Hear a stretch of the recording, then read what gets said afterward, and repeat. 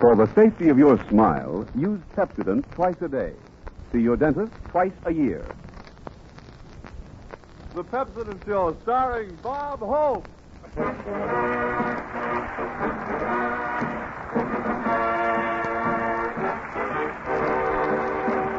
tax envelope has left you with a mope. Here's Pepsodent Ozone Defense that get against Bob Hope. Thank you so much. How do you do, ladies and gentlemen? This is Bob Walt Disney Hope telling you to use Pepsodent. You won't have any dumbos in your gumbos.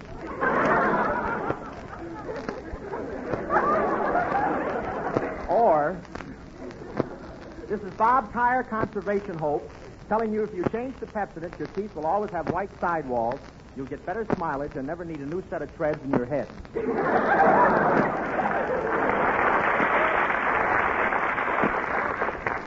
Well, everyone is talking about the rubber shortage, and you have to be awfully careful these days. They'll steal anything that's made of rubber. Some poor guy had a suspender stolen on Hollywood Boulevard yesterday, and his pants fell down. But I was wearing my bloomers at the time. And today I saw one of the dead-end kids rolling a new tire past my house, so I said, "What did you pay for that tire?" He said, "I don't know. What did you pay for it?" You know, you can save your tires by putting your brakes on easy and by starting up slow at red lights. I started up slow when the light turned green this morning, and I drove 10 miles with 3 cars from Glendale on top of my Pontiac.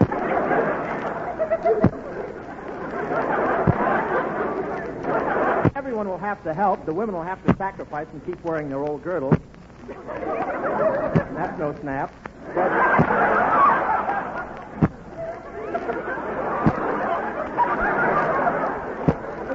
But I don't mind giving up rubber, metal, paper bags, wood, and even tinfoil, but gee whiz, I hope they won't make Nelson Eddy stop delivering my shortening bread. And with the shortage of automobiles, we may even have to go back to the days of the horse and buggy. Can you imagine walking down Hollywood Boulevard and seeing horses on the street, and some of them in slacks on the sidewalk?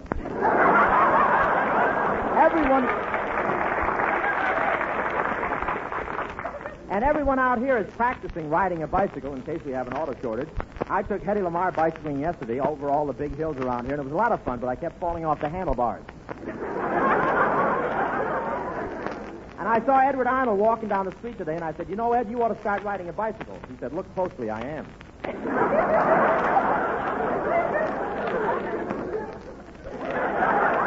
But I'm really an expert bicycle rider, though. I was riding down the road in front of my house, and I turned to some friends and said, "Look, no hands."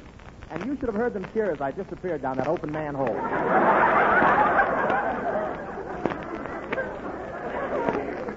Bing Crosby has a bicycle built for 2, and it sure looks cute as they go by, just him and the stork clapping along. But I want to tell you, Bing is really doing his bit for the country. Crosby sent all his horses to the cavalry, but they sent a note back saying, "No thanks, they did their bit in the last war."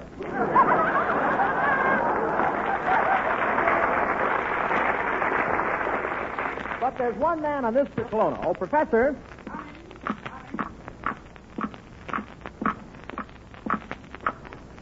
No rubber on my heels.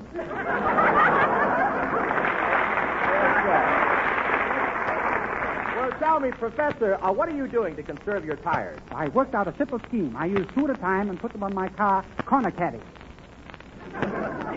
Kelowna, caddy corners. Corner caddy. Caddy corners. Corner caddy. Caddy corners. What's the difference? Somebody swiped them anyway. You know, Kelowna, there are a lot of shortages. For instance, I'm having a problem with my sugar. What's that? Kelowna, my sugar. My sugar. Too bad you didn't speak sooner. I got engaged yesterday. Kelowna, you know you awakened the beast in me. I know. He left the 7 o'clock call. Kelowna, I can see that you're not patriotic. Don't be silly, Hope. I'm very patriotic. All this week I've been busy collecting defense blondes. No. Look, Professor, you mean you've been busy collecting defense bonds. Blondes. Bonds. Blondes. Bonds. Well, you have your fun, and I'll have mine. But, Kelowna, I'm speaking about our country's defense bonds. Did you buy any? Yes, I certainly did, Hope. And I've got them all hidden away in a very safe place with all my $5 bills. Where, Kelowna? Oh, in a little compartment inside my head.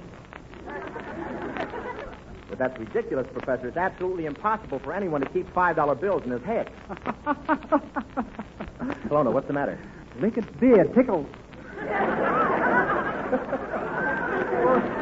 Professor, in view of the emergency created by the rubber shortage, have you a message to the women of America who have sacrificed their girdles? Yes. Women of America, chunky little rascals, aren't you?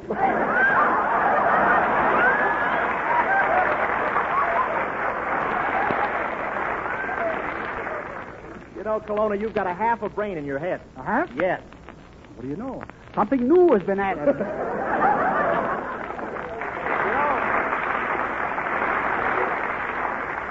And something new has been added all around this year. I'm working for a new sponsor. New sponsor? That's right, Skin.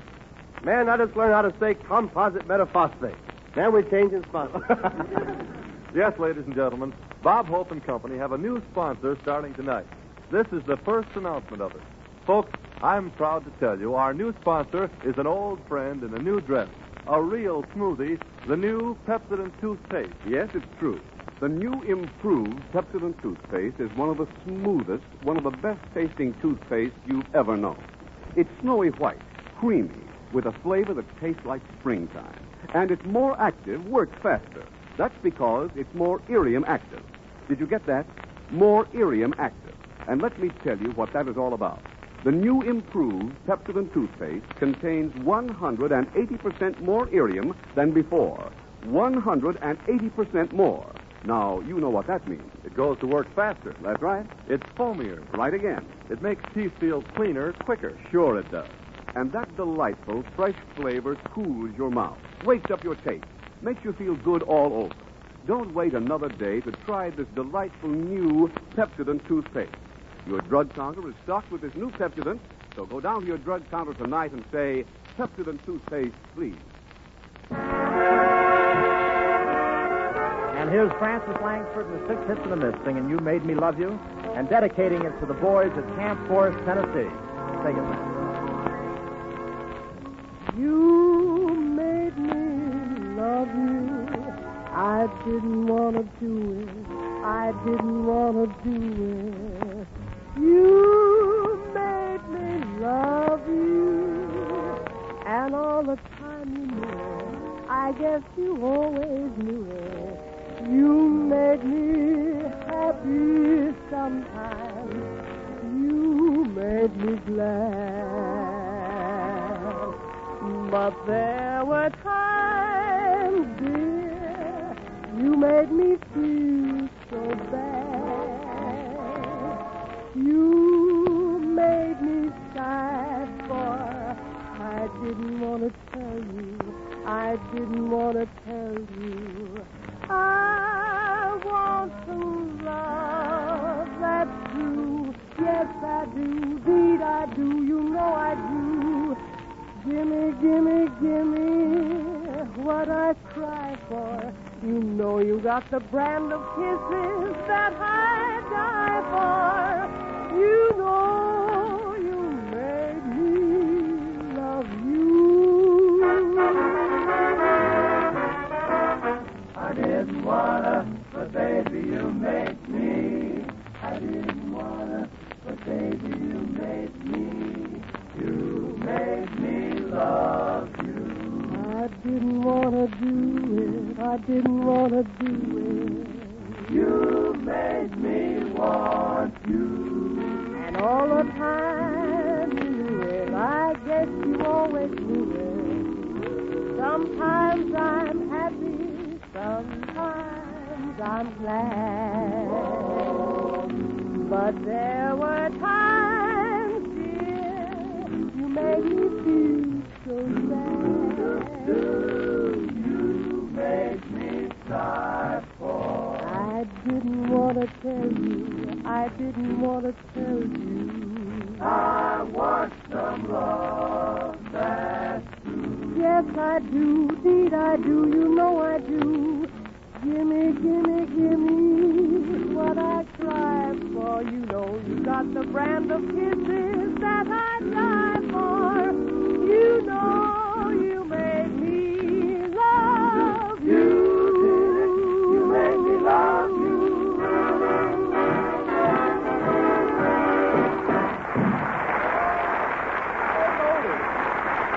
Oh, yeah.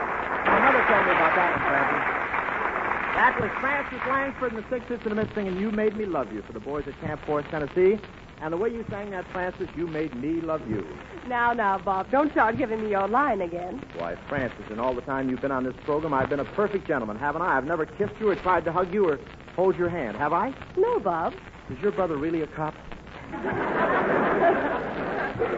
By the way, Bob, I want to thank you for inviting me over to Fairmount to see you making your new picture with Madeline Carroll. Say, Francis, you notice my dressing room window faces Maddie's dressing room window. Yes, and that's a cute idea she has. Barbed wire curtains.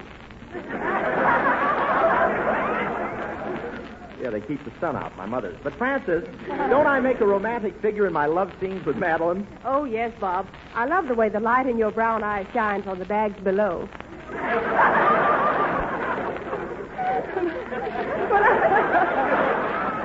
You add things after rehearsal. But I'm only kidding, Bob.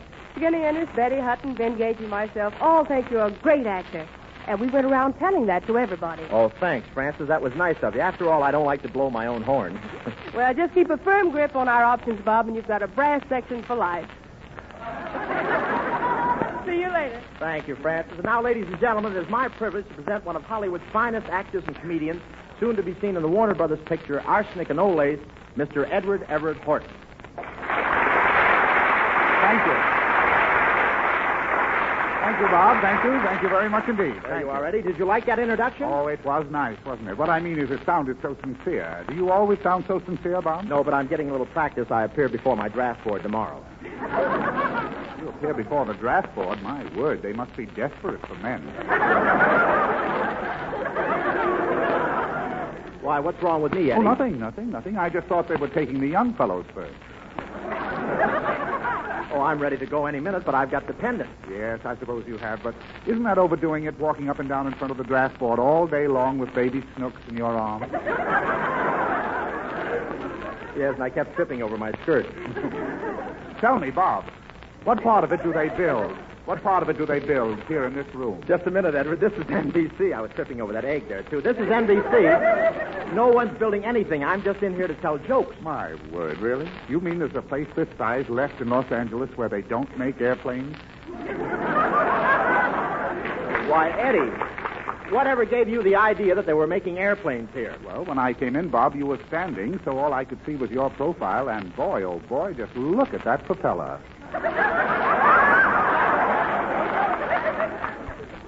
Well, it comes in handy for prying tires off parked cars anyway. Bob, how come your nose tilts so much? Well, the stork that delivered me was up the night before playing a pinball machine. Tell me, Eddie, say, where'd you get that middle name? Oh, Everett? Well, my father reads history books. What's your middle name? Panatella. My old man reads cigar wrappers. But seriously, Bob, you mean you haven't got a third name that people call you by? Well, yes, I have. What is it? Oh, it's hardly worth going off the air for.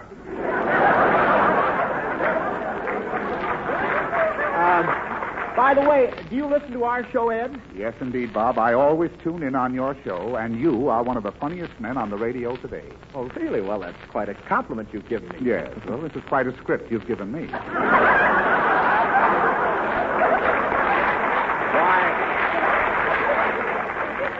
Well, I thought I was doing all right, Eddie. I've been on this program 4 years. Really? Well, I don't see why you spent your time so foolishly in 4 years. My word, you could have gone through high school. Why, I went to high school. At least I went 2 years. Why didn't you finish? Well, by that time I got so I could figure out the Esquire cartoons and what else does a guy need. Oh, that's very funny, huh? Esquire cartoons? Are there cartoons in Esquire? I never noticed them. Would you like to appear in Hobby Lobby? Oh, by the way, Eddie, I saw you last week at the El Capitan Theater here, and you were swell in your play, Springtime for Henry. Oh, thank you, Bob. And if I do say it myself, I made quite a bit of money with Springtime for Henry. Yeah, well, you're going to be sorry around March 15th. Why? What's March 15th? Springtime for Henry Morgenthau.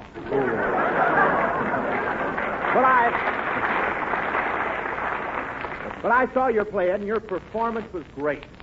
I saw you in Louisiana Purchase. And my performance was... And in Technicolor, too. What are you doing these days, Eddie? Well, I just finished making a new picture for Warner Brothers, Arsenic and Old Lace. It's a horror picture. Oh, how nice. You know, I've appeared in some horror pictures, too. I know, but this one is intentional.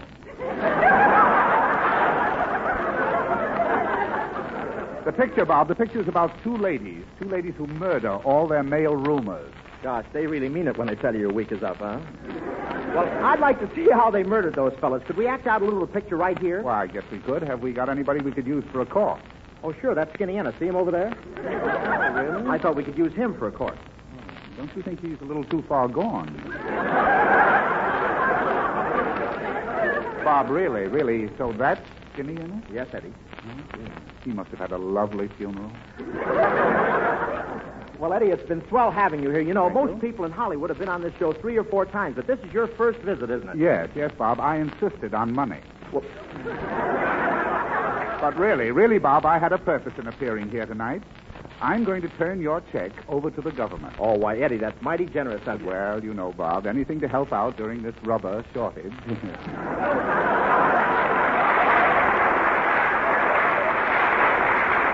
you, Edward Everett Horton, and he'll be back in a few minutes, folks.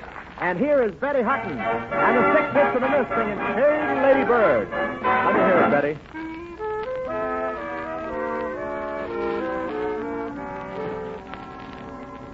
Lady bird, fly away home.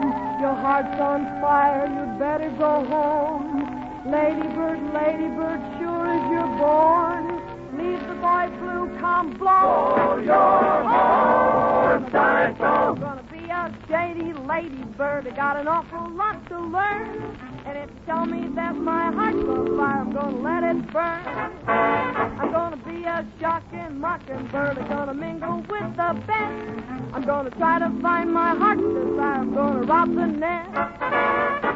Just like little Miss Muffet eating her way in curd. When I act a bit tough, it frightens away the bird. I'm gonna be a slumming hummingbird. I'm gonna pass along the word. I'm gonna have my fun and never tire. And if my technique seems absurd, that's because I've never been a shady lady bird. You're gonna be a shady lady bird. You've got an awful lot to learn. Shady, shady lady bird. I'm gonna let it burn. Gonna jock the mockingbird. You're gonna mingle with the best. Baby, look out. I'm gonna rob the nest. Not like little Jack Horner eating his pudding pie. I won't sit in a corner saying what a good girl am I. I'm gonna be a wicked chickadee. I'm gonna sit up on the fence. I'm gonna build myself a lovely dream. And if I don't use common sense, that's because I've never been a shady lady. A shady lady bird.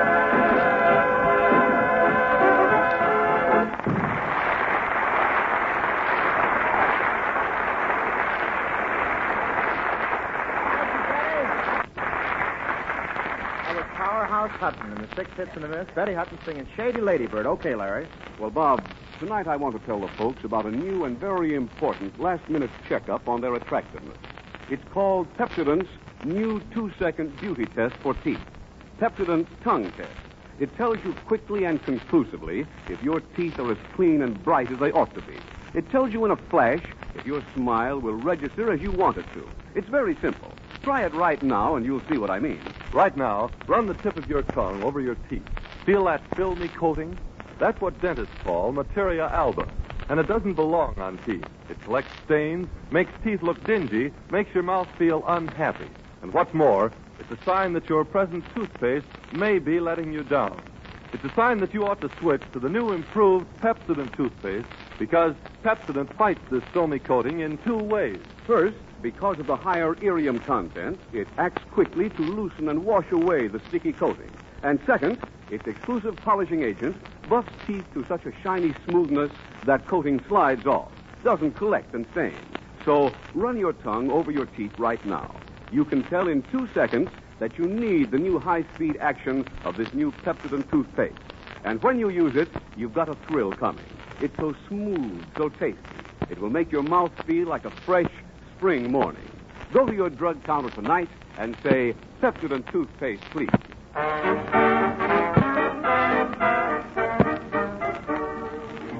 Once again, ladies and gentlemen, we resume reading The Life of Bob Hope, They Got Me Covered. We take it out and in the past weeks, we have shown you how Robert grows up. In growing up, he passes through many periods. First, babyhood. We find him uttering his first words to the baby in the next crib. Hiya, babe. During his infancy, Robert's mother was very proud of him. And here we find her showing baby Robert to a neighbor for the first time. Oh, Mr. Horton, look, I have a surprise for you. This is Robert. Oh, my, how cute. But hasn't he got awfully large ears for a bloodhound? Yes, Robert's mother was very proud of him. She used to put him up where all the neighbors could see him, where he was in plain sight of everyone. And she used to say, Come on, folks, try your luck. It's only a nickel for 3 baseballs.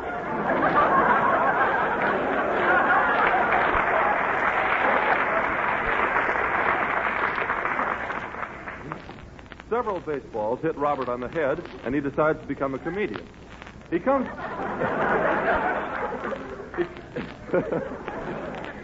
to Hollywood and at once decides to make a name for himself in Hollywood's fastest-growing industry. He goes to work. But the tires are glued on. However, Bob soon gets a job in pictures. His great success continues in Hollywood, and finally, Bob Hope decides to hire a valet. He interviews applicants.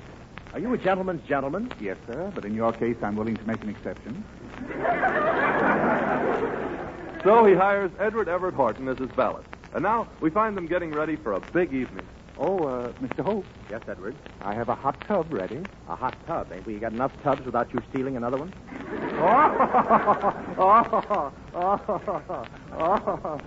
Well, for goodness sake, somebody join me.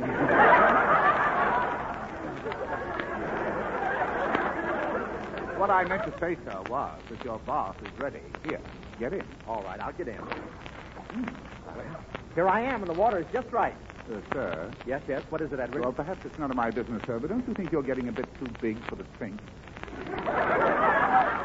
All right, I'll get out and get dressed. Now I'll dab myself with some of this OD cologne. There, I spilled quite a bit on. Take a deep breath, Edward. How does that smell? Use a little more, sir. You're gaining on it.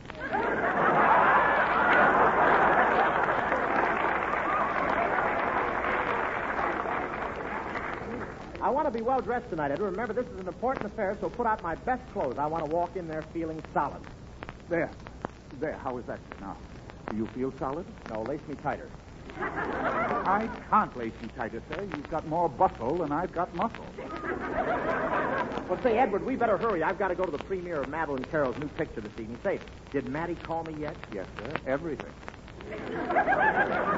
Oh, well, I'm taking Betty Hutton anyway. I phoned for a cab a half an hour ago. I can't understand why it isn't here. Hello? Hello.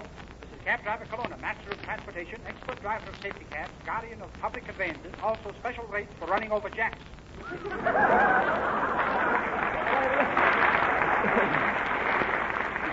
Listen, Professor, you were supposed to be here long ago in your taxi. Where are you? Well, Hope, I'm on a very winding street. I think I went a couple of blocks out of my way. Just a minute. There's a street sign here. Well, what does it say? Say, Hope, where's the Burma Road?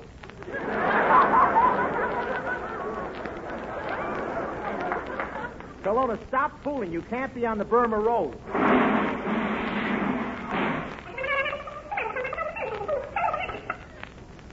Chinese woman driver. Listen, Professor, you're acting silly. Do you feel all right? Of course, I'm in good condition. I always keep myself in the funk. No, pink. Punk. Pink. Punk. Pink. Oh, let's call it table tennis and the heck with it. Such talk. Colonna, where's your brain? Working nights at Lockheed. Say, Hope, if you haven't got anything to do tonight, how about you and me playing a game of tiddly-tink? No, you mean tiddly-wink. Tink, wink, tink. Wink. Oh, anyone listening to this program knows it's tink.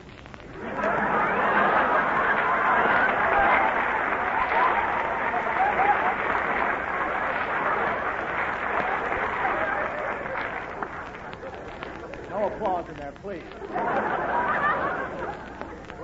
mind him, Edward. He'll be here soon. I better hurry and get dressed. Open the closet and get my dinner jacket out. Yes, sir. Why, there are a lot of moths in there.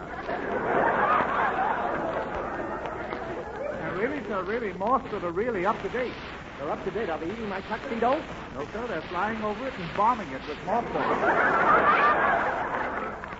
Well, come on, Edward. Let's go outside and get a cab. Yes, sir. Here comes the taxi. He's coming pretty fast. So, taxi! Taxi! Stop! Who, me? Come on, Edward. Let's get in. Start the motor, Kelowna. Motor? You mean other cabs have motors? Certainly. No wonder I feel so tired. I have to pedal all day. Oh, Bob, here I am. I hope I'm not late. No, you're just on time. Come on, Betty. Hop in the cab. Say, Bob, before we go any further, there's one thing I want to know. Who's paying for this cab? Why, Betty, how can you ask a thing like that? You know what a gentleman I am, and you know how I arrange for paying everything when I take a girl out. Okay, get out the dice. Betty, please, Betty, don't talk that way to Bob. After all, he's taking you to the theater tonight, to an opening. Yes, to an opening. See, Bob, do you think I'll be able to fit through that hole in the wall? Well, come on, Kelowna. Drive us to the Paramount Theater. Why, it's rather crammed back here in the cab. You're right, Mr. Horton. It is pretty crowded back here. Mind if I sit on your lap? On my lap? Oh, well, Richard, dear me, how embarrassing. Well, why should you want to do a thing like that? Well, I'm getting a little tired of holding you on mine. You know, Edward, Betty here is a wonderful jitterbug. Did you ever jitterbug? Jitterbug? No, sir, but I have sometimes stepped on Japanese beetles. Say, you guys in the back of the cab, are you kissing that girl? Nope. Are you holding hands with her? Nope. Are you hugging her? Nope. Want to get out and wait for the bus? Listen, Professor, attend to your driving. Attend to your driving, will you? Well, I'll do my best. Run it right in through there. Attend to it, old boy. Right in through there. Go on. Okay. Say, we're coming to a crossroads, and on my left is a big truck coming at me doing 60 miles an hour. Doing 60 miles an hour. Kelowna, stop and let the truck go through first. I just hope if the truck is on my left, that means I have the right of way. And if I have the right of way, that truck has to stop for me. Here goes.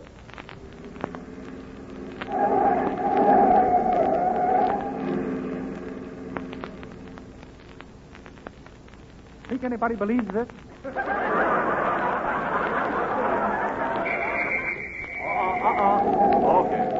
Okay, Bud, pull up to the curb. Yes, officer. Now tell me, Bud, where do you think you're going? To a fire? Yeah, we're going to a fire. What about it? Well, take me. I'm just a big squirt.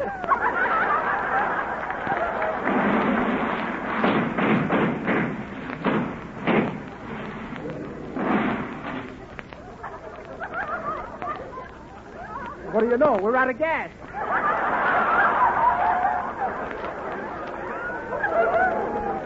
Luckily, we're near this gas station, and it has a grease pit. All the car needs is a little gas and grease. I'll hop out and run the car up to the top.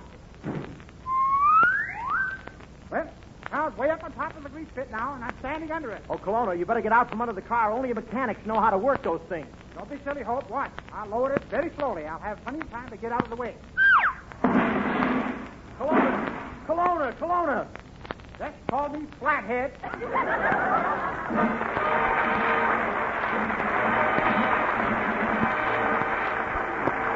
All thanks for the memories, each tuner and her friend. Upon you we depend, and if our miking to your liking, we all bow and bend to thank you so much,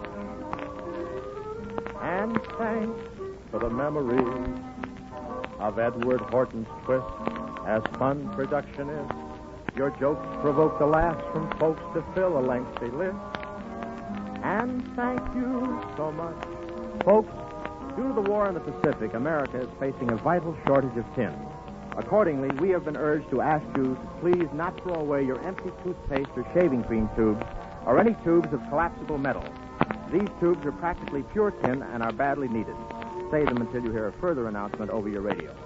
Next week, we'll all be back at the same time, broadcasting from the United States Naval Training Station at San Diego. And with us as our guests will be that MGM star, Robert Tarzana Young, Jerry Kelowna, Francis Langford, Betty Hutton, Skinny Ennis, the Six Hits and the Miss, and all the gang. And Bob Hope. Thank you, Ben Gage. Good night, everybody. Ben Gage speaking. This is the National Broadcasting Company.